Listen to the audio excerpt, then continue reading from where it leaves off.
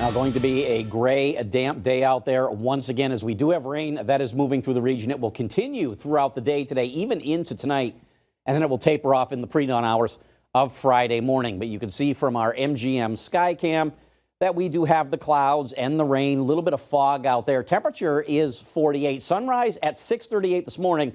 Fortunately, we are not going to see any sunshine out there today, but visibility is down a little bit as well, between around 5 miles in Springfield, 6 miles Westfield and Orange. North Adams has improved to 10 miles of visibility. Pittsfield right now reporting 7 miles of visibility as temperatures right now are in the 40s. In fact, 48 Westfield, Springfield, Palmer, 47 Ware and Holyoke, 46 Northampton.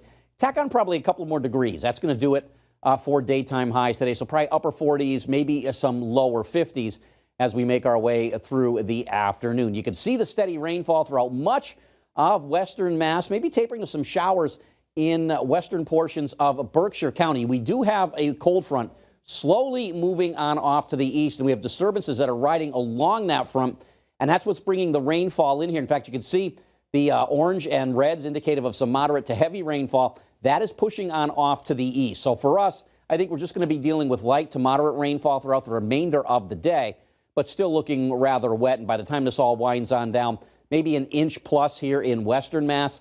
Eastern, southeastern Mass could pick up as much as 2 inches plus of rainfall before this all starts to wind on down. So as we take a look at Futurecast, it does show the rain continuing through on out the day today. But you notice Berkshire County making this a little bit more showery out there. But for the remainder of us here in western Mass, I think we are dealing with a steady rainfall throughout the day today. That continues into tonight, and you see the heavier rain setting up to our east and to our southeast.